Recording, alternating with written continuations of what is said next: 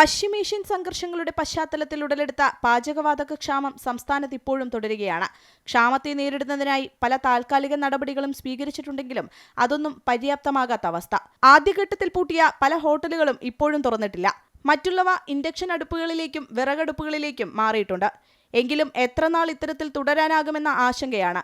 വിറകിന്റെ demand കൂടിയതോടെ വിപണിയിൽ വലിയ വിലയാണ് ഈടാക്കുന്നത്. പ്രതിസന്ധി വളരെ രൂക്ഷമാണ്. വലിയ കുറ്റികൾ ലഭിച്ചാൽ മാത്രമേ, അല്ലെങ്കിൽ ചെറിയ കുറ്റികളെങ്കിലും ഉപയോഗിക്കാനുള്ള അനുവാദം ഗവൺമെന്റിൽ നിന്ന് അല്ലെങ്കിൽ മേലധികാരികളിൽ നിന്ന് കിട്ടിയാൽ മാത്രമേ നമുക്ക് ഈ പ്രതിസന്ധി മാറിക്കിട്ടുള്ളൂ. അപ്പോൾ അതിനുവേണ്ടി സർക്കാർ തലത്തിൽ തന്നെ അല്ലെങ്കിൽ ഈ ഗ്യാസിൻ്റെമായി ബന്ധപ്പെട്ട ഉദ്യോഗസ്ഥരേനെ ഇതിനുള്ള അനുവാദം തന്നാൽ മാത്രമേ നമുക്ക് കൂടുതൽ ഇതുപോലെ ഗ്യാസ് ഇതിലേക്ക് മാറാൻ പറ്റുള്ളൂ.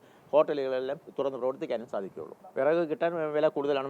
സാധാരണ വിറവിന് പകുതി വിലയായിരുന്നു, ഇപ്പോൾ അതിൻ്റെ ഇരട്ടി വിലയായി മാറിയിട്ടുള്ളൂ. ഇപ്പം കിലോയ്ക്ക് 12-13 രൂപ വിലയുണ്ട്. അങ്ങനെയല്ല, ഗ്യാസിൻ്റെ പ്രതിസന്ധി രൂക്ഷമായപ്പോൾ നമുക്ക് വിറകിലോട്ട് മാറേണ്ടി വന്നു. ബുദ്ധിമുട്ടെന്ന് വെച്ചാൽ നമുക്ക് തീ അടിക്കണം, പുക അടിക്കണം, ബാക്കിയുള്ള കാര്യങ്ങൾ നോക്കാൻ രണ്ടിടത്ത് കൂടെ നിൽക്കാനും ഒക്കില്ല. പല ഹോട്ടലുകളിലും മെനു വെട്ടിച്ചുരുക്കിയിരിക്കുകയാണ്.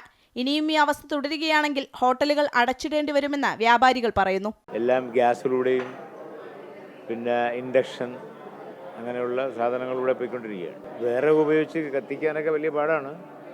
നമ്മുടെ സ്റ്റാഫുകളെല്ലാം ഒരു പ്രത്യേക സ്റ്റൈലിൽ ഗ്യാസ് ഉപയോഗിച്ച് നിന്നിരുന്ന സമയത്ത് ഇപ്പോൾ ഇവർ അത്രത്തോളം തൃപ്തരല്ല. ഹോട്ടൽ ആൻഡ് റെസ്റ്റോറന്റ്, കാറ്ററിംഗ് എന്നിവരെ അവശ്യ വിഭാഗങ്ങളുടെ കൂടെ പരിഗണിച്ച് 20% പാചകവാതകം അനുവദിക്കാൻ തീരുമാനമുണ്ടായിട്ടുണ്ടെങ്കിലും അതൊന്നും പര്യാപ്തമാകാത്ത സ്ഥിതിയാണ്. ഗാർഹിക ഉപഭോക്താക്കൾക്ക് സിലിണ്ടറുകൾ ബുക്ക് ചെയ്ത ദിവസങ്ങൾ പലത് കഴിഞ്ഞും കിട്ടാത്ത അവസ്ഥയും സംസ്ഥാനത്തുണ്ട്. ചുരുങ്ങിയ ദിവസങ്ങൾ കൊണ്ട് സംസ്ഥാനത്തെ ഹോട്ടലുകൾക്കും റെസ്റ്റോറന്റുകൾക്കും പൂർണ്ണമായി പൂട്ടുവീഴാനുള്ള സാധ്യതയാണുള്ളത്. അമൃത ന്യൂസ്, തിരുവനന്തപുരം.